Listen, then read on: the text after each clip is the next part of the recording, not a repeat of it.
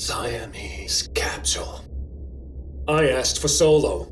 Yeah, Solo is something they offer but never provide. Into the Dark, the film from the United States that's set in space with a nice little twist ending to it. I guess it's a film about how the future handles criminals and the man's last dying moments and how you kind of need someone at the end, right? And kind of an interesting film because it's 14 minutes of a close-up of one person. So this guy better be aesthetically pleasing for us to be into this film because we're watching it for 14 minutes. Anybody want to make the first comment of this film, Into the Dark, the first comment of the evening? We'll go to this gentleman right there.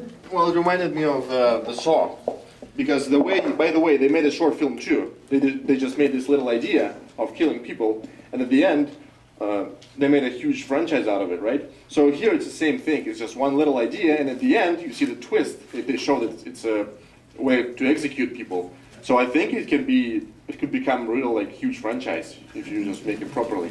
Wow, that's a bold statement for the first comment of the evening. This was an exceptionally well-acted piece. I thought this performer was really, really good. I saw in the credits he had multiple roles, but he clearly put his money where his mouth was because it was really, really hard to be engaged with a close-up of someone that much. He can't move at all. He's completely confined, and yet his face was expressive enough that I was completely engaged. And they don't spoon feed you either. You don't really know what's going on until the very end. So bravo to the performances all around. It's a very claustrophobic film and it works.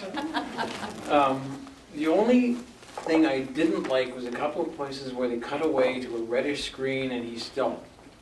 And you can't hear what he's saying. Yeah. And I didn't understand why they did that, and it kind of took me out of the film. They're doing that because he's confessing his crime. So you got little tidbits of it, and then that's gonna, if you tell the crime, then it's kind of gonna spoil the twist. Oh. So that's sort of why they kind of did that. They kind of gave us a little tease of the crime. So basically, that's how I took it. I don't know about you guys. Okay, because that was the one thing I didn't like in the whole thing. Okay, listen to me. 9 minutes. 540 seconds. I'm gonna tell you what happened. I kind of felt like the fact that they didn't show him talking was to do with that his crime kind of didn't matter. It didn't really matter what he did. They didn't even specify the guy who's with him. They also don't specify really what he does. It's just he dissented, I suppose. Yeah. And considering it's a repressive government, by the looks of the film and the way that it's felt, it's kind of the crime may not have even been a crime. Although he says he may have killed somebody.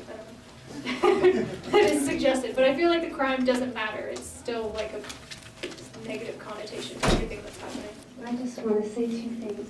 My first thought at the end was I almost wanted the credits to say that this execution has been approved by Donald Trump. But about the cinematography, it seemed that for a film called Into the Dark, there was a lot of play with light. I really liked what they did with the light and his eyes because they seemed to change color, which was really cool, and that helped with the engagement with the close-up, was this play with the light. Our first Donald Trump comment. I had a timer. I had to see how long it was going to be. My interpretation of the nearsighted scenes was that's exactly what the viewers on the television screens were seeing and hearing. Yeah. That everything was silenced, which is really weird from a live television perspective. You'd think that what they have to say in the last one would be the most entertaining part. Well, they probably have a voiceover or a host or something like that who's kind of giving it in, or maybe a panel saying how good looking the guy is or whatever. So who knows what they're doing in the TV production? That's a sequel, I guess. One, I won't tell you who Lucas is supporting, but I can tell you it wasn't Donald Trump.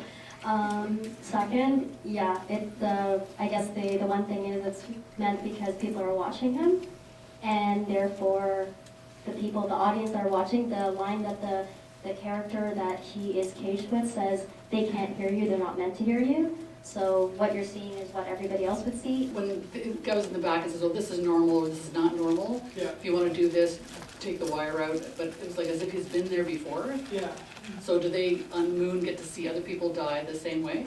Well, I think if they're watching the television program, they're probably... Even on the Moon. So the other guy was also a prisoner, and he saw that already previously? Yeah. I don't know, I can't answer that, yeah. live television. I just had a thought for, until the end, I kind of thought they were side by side, and then when they were holding hands at the end, I realized they were stacked. But then, so my thought to that was, I kind of got the impression that we don't know what his crime was exactly, but I got the impression he killed someone. And I'm wondering if the guy below him did something even worse, because at least the guy we were watching had a view.